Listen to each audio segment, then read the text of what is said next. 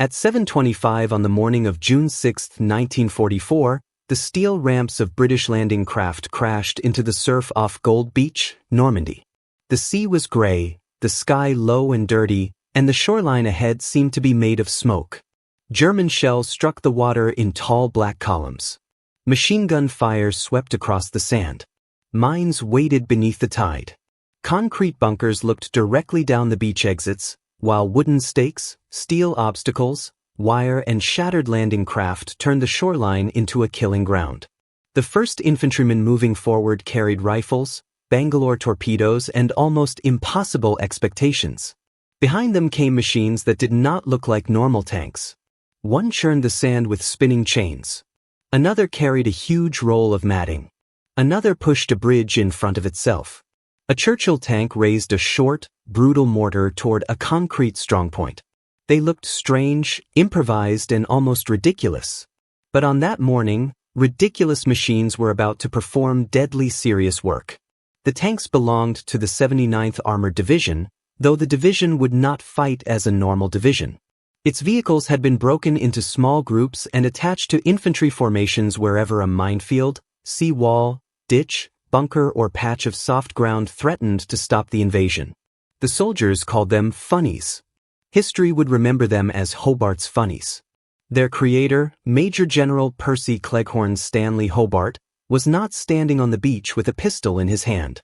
He was directing a system he had spent years imagining: armor, engineers, and infantry working together in a precise sequence, each machine solving a specific battlefield problem.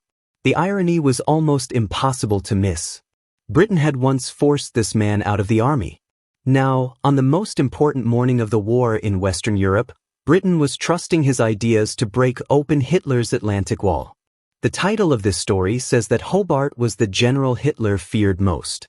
That is a dramatic claim, and the surviving record does not prove that Adolf Hitler personally placed Hobart above every other Allied commander. What can be shown is more revealing. German armored thinkers took British mechanization seriously at a time when much of the British military establishment did not.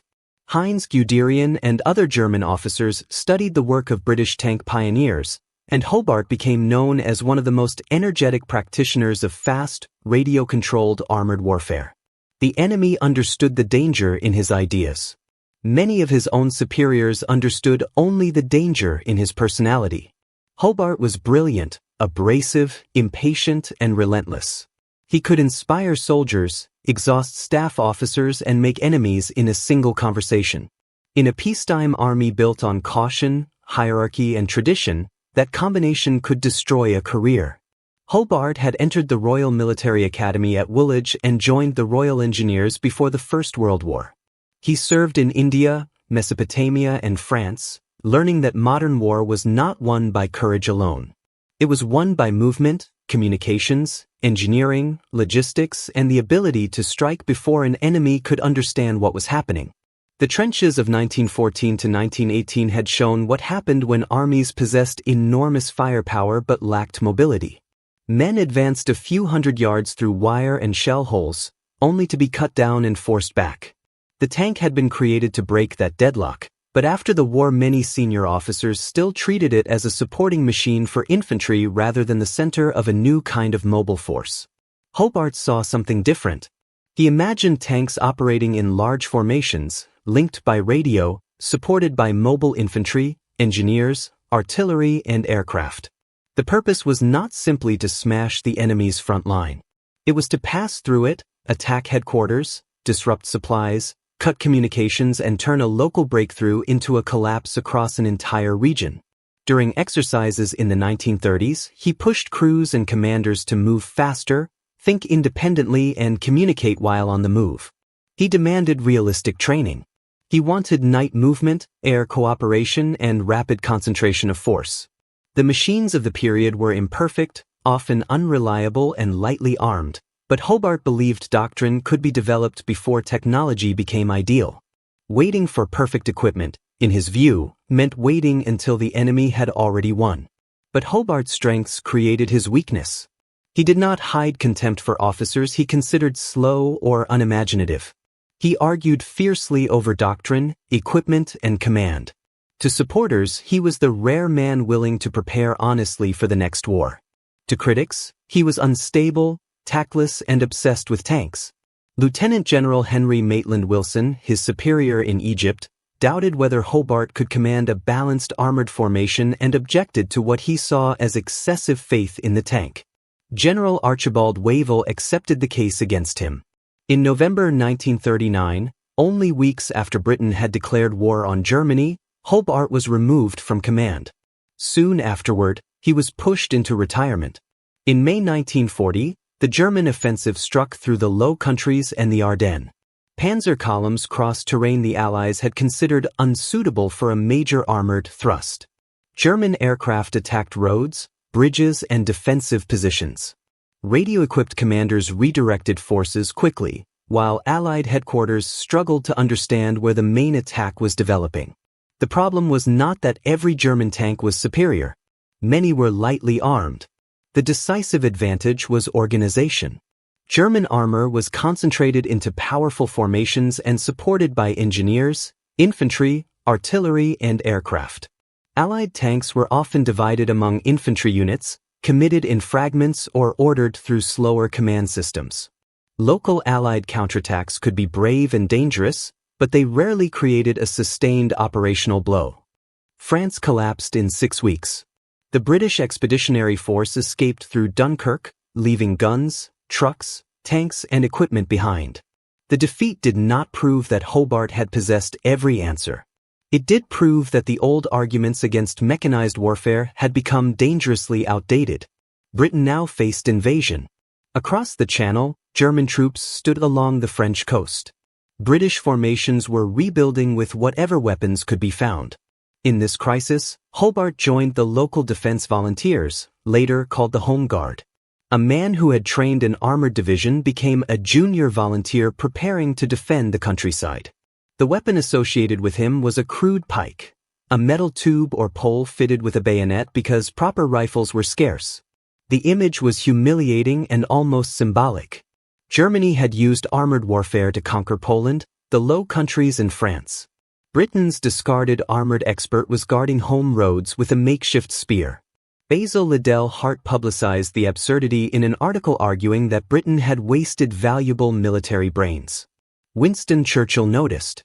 Churchill had many faults as a military decision-maker, but he valued energy, imagination, and offensive spirit. He demanded that Hobart be brought back. The army resisted, partly because the same senior officers who had disliked Hobart remained influential. But the national emergency had weakened the power of peacetime prejudice. Hobart returned to active command. In 1941, he was given the 11th Armored Division. Once again, he began with training. He transformed recruits into an aggressive formation identified by a black bull. He insisted that crews understand not only how to drive and fire but how to cooperate with other arms, recover damaged vehicles, communicate under pressure, and keep moving when plans failed. His methods were exhausting. Exercises continued for long hours. Weak officers were removed. Units learned to operate at speed and at night. The division later fought with distinction in Northwest Europe, although Hobart was not allowed to lead it overseas. Official concern about his age and health played a role, but personal opposition had not disappeared. Once more, Britain wanted his ability without always wanting the man himself. Then came the event that changed his career and the design of the invasion to come. On August 19, 1942, Allied forces attacked the French port of Dieppe. The raid was intended to test German defenses, gather intelligence, destroy installations, and demonstrate that a major assault on occupied Europe was possible. Instead, it became a disaster. Canadian infantry landed under heavy fire. Tanks struggled on the beach. Some were delayed, some became trapped by the shingle, and those that moved forward faced obstacles and streets that could not be crossed as planned. Engineers trying to clear paths suffered terrible losses. Communications broke down. Units landed at the wrong places or at the wrong times. Fire support failed to silence key German positions. Of the roughly 6,000 men involved, most of them Canadian, more than 3,600 were killed, wounded, or captured. Dieppe exposed the central problem of an opposed landing. Reaching the beach was only the beginning. An assault force had to move off it before the tide returned, before wrecked vehicles blocked every lane, and before defenders recovered from bombardment. Infantry could not simply run through mined obstacles while machine guns fired from concrete. Ordinary tanks could not cross every sea wall, crater, or dish. Engineers could not work in the open for long without armor. If one part of the sequence failed, everything behind it would pile up. Landing craft would arrive with nowhere to unload. Guns would remain offshore. Trucks carrying ammunition and medical supplies would be trapped. The beach would become a narrow strip filled with burning machines and men unable to advance or retreat. The lesson was not merely that more courage was needed. Dieppe had courage in abundance. The lesson was that bravery had to be protected by engineering, firepower, timing, and specialized equipment. By 1943, Allied planners were preparing Operation Overlord, the invasion of Normandy. They knew they would attack a coast strengthened by bunkers, minefields, anti-tank walls, flooded ground, and obstacles designed to tear open landing craft. The Atlantic Wall was not equally strong everywhere, but it did not need to be.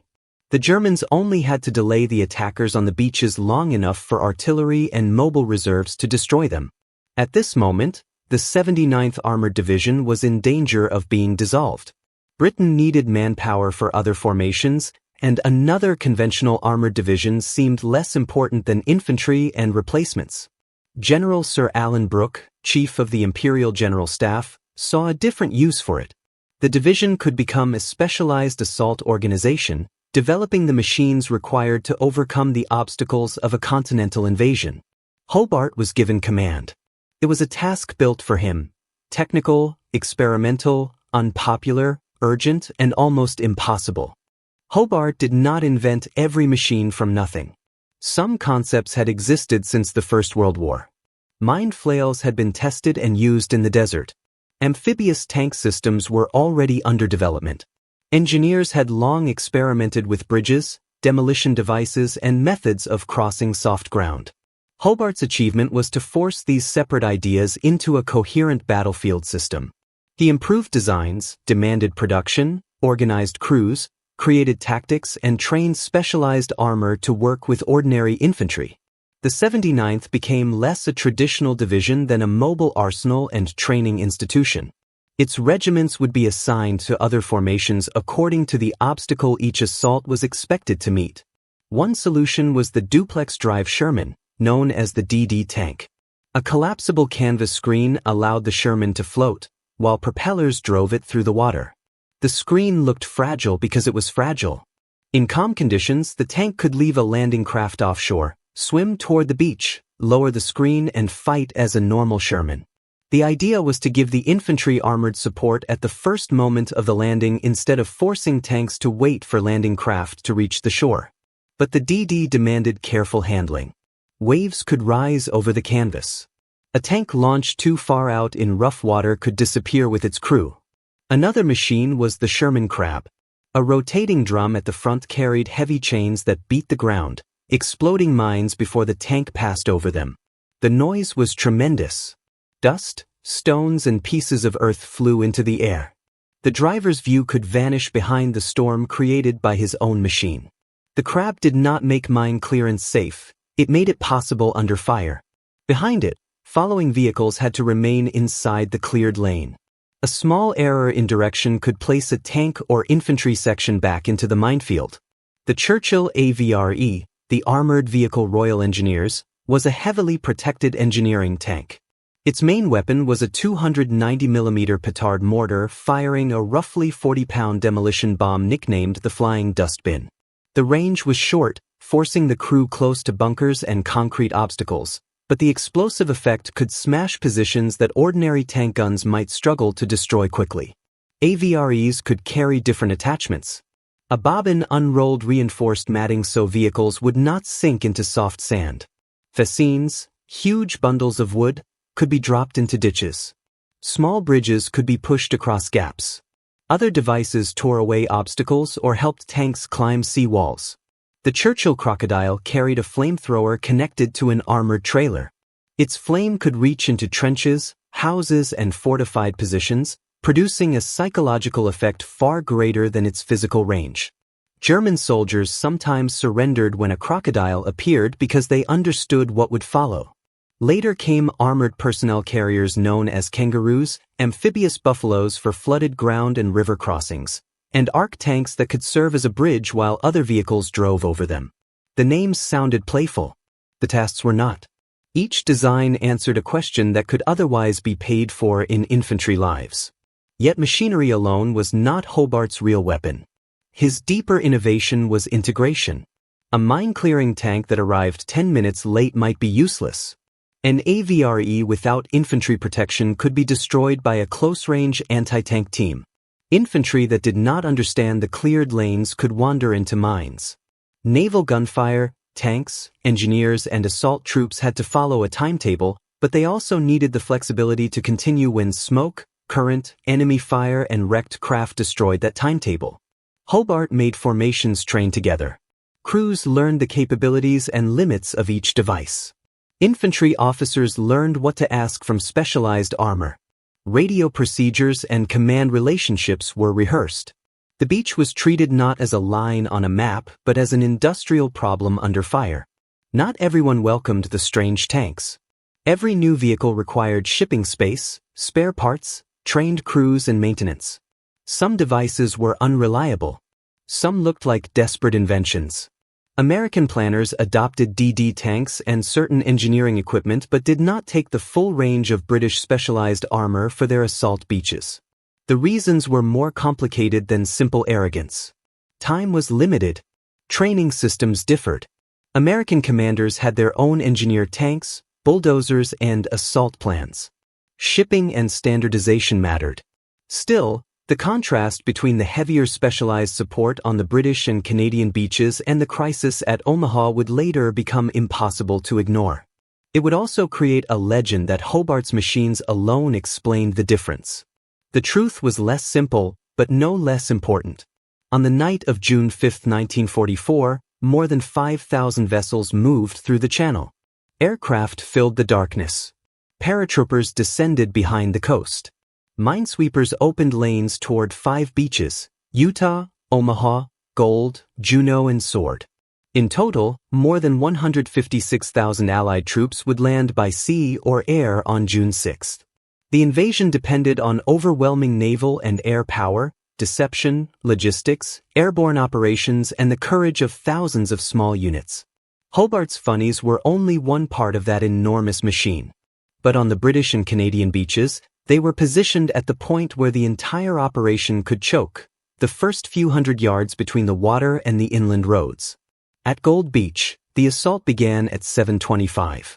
DD tanks, Crabs, AVREs, and armored bulldozers moved with the first waves. Conditions were confused. Some craft landed away from their planned positions. Defenses survived the bombardment. Vehicles were hit or drowned. Yet specialized tanks attacked strongpoints, cleared mines, and opened routes through obstacles. Near Le Hamel, German resistance remained fierce for hours. At other points, AVREs and flails helped assault troops break through the beach defenses. By the end of the day, around 25,000 men had landed at Gold. British forces had moved inland, approached Bayeux, and linked toward the Canadians. The beach had not become the trapped, burning cage seen at Dieppe. At Juneau Beach, the Canadians faced rough water, reefs, mines, and fortified villages. The landing was delayed by the tide, allowing the water to cover more obstacles and reducing the space available on the sand. The first waves suffered heavily in several sectors. But armored support reached the shore, and specialized vehicles helped breach the exits. Canadian infantry fought through houses, bunkers, and narrow streets, then pushed farther inland than any other seaborne force on D-Day, though they did not seize every planned objective. At Sword, British troops also landed with specialized armor. The beach became congested, and the advance toward Cannes was slowed by resistance, traffic, and a German armored counterattack. Even so, the exits were opened and the lodgment held. Omaha Beach was different. It was narrower, backed by steep bluffs, and defended by strong points positioned to fire along the shore. Bombers missed key positions. Naval fire did not destroy enough of the defenses. Currents scattered landing craft. Many American DD tanks were launched far offshore into rough seas. Most of those launched in one major group sank before reaching land. Engineer teams suffered devastating casualties while trying to clear obstacles. Infantry units arrived mixed together under machine gun, mortar, and artillery fire. Officers were killed. Radios were lost. Vehicles burned at the waterline. For hours, Omaha seemed close to failure. It is tempting to imagine that a few more Crabs or AVREs would have transformed Omaha into an easy victory.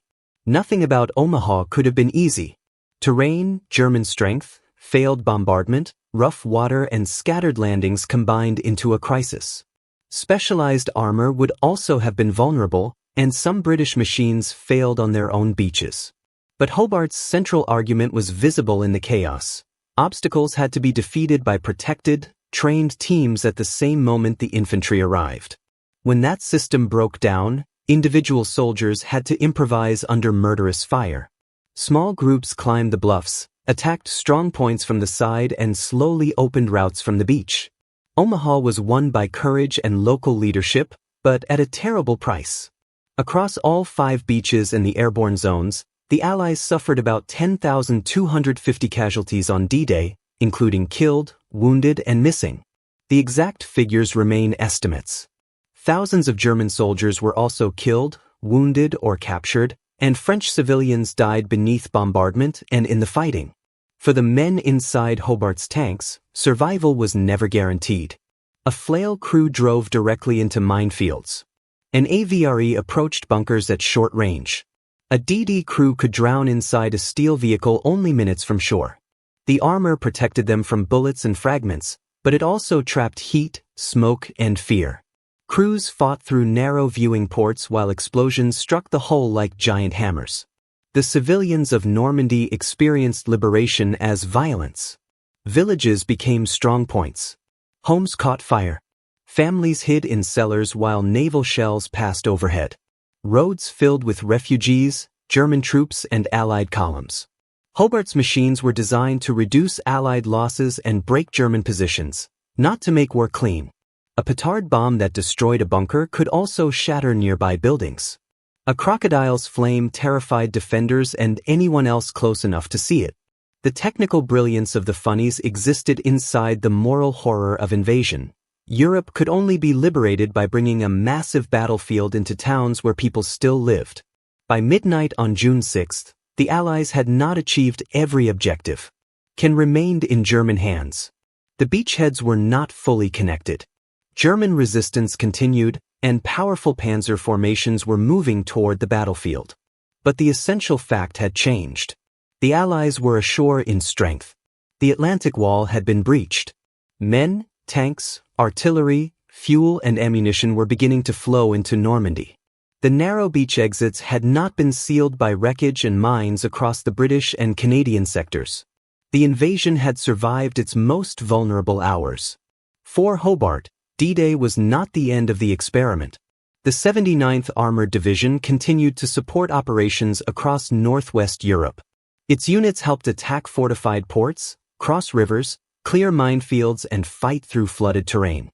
During the Battle of the Scheldt and the assault on Walcheren, amphibious vehicles carried troops across water and mud that ordinary trucks and tanks could not cross. In 1945, specialized armor supported the crossing of the Rhine during Operation Plunder.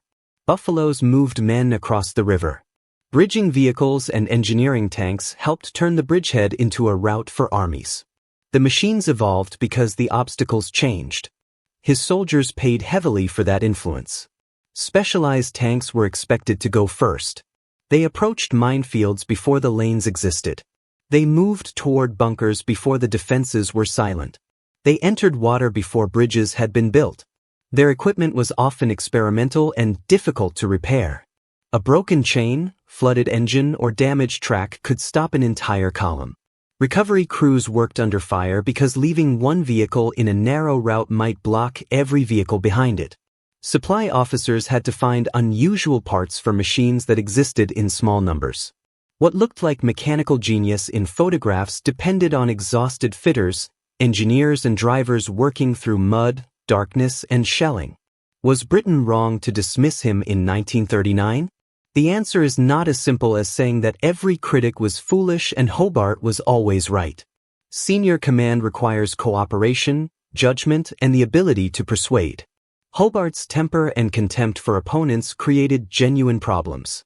Some of his early faith in armor could sound excessive, and tanks without infantry, artillery, engineers, fuel, and maintenance were not invincible. The German army itself would learn that lesson in Russia and North Africa. But the British Army made a serious institutional error when it treated personality conflict as a reason to discard rare expertise during a period of military transformation. The larger failure was not the removal of one man. It was the inability to separate a difficult messenger from a necessary warning. Hobart argued that future battle would depend on speed, combined arms, radio communication, engineering, and relentless training. Britain had the intellectual foundations of armored warfare, yet Germany turned similar principles into operational power first. When the panzer divisions crossed France, the cost of delay became visible in abandoned equipment, broken formations, and crowded beaches at Dunkirk. Hobart's recall did not erase that failure. It showed that institutions can recover only when crisis becomes stronger than pride. And what of Hitler? There is no reliable document in which he names Percy Hobart as the Allied general he feared above all others. The real connection is more powerful than the legend. Hitler's Germany had demonstrated how concentrated, coordinated armor could shatter an army. Hobart helped Britain learn how armor could do something equally important, not merely race through open country, but carry engineers directly into the hardest obstacles on Earth. His tanks did not defeat the Atlantic Wall because they were bigger or faster than every German weapon. They defeated specific problems: one minefield, one bunker, one ditch, one beach exit at a time. That was the nightmare facing German defenders on June 6, 1944. Every obstacle they had built had produced a machine designed to answer it. Mines met flails. Soft sand met carpets. Ditches met fascines. Concrete met demolition mortars. Water met floating tanks and amphibious carriers. The Atlantic Wall was supposed to turn the coast into a barrier. Hobart transformed barriers into engineering tasks. Once an obstacle became a task, it could be studied.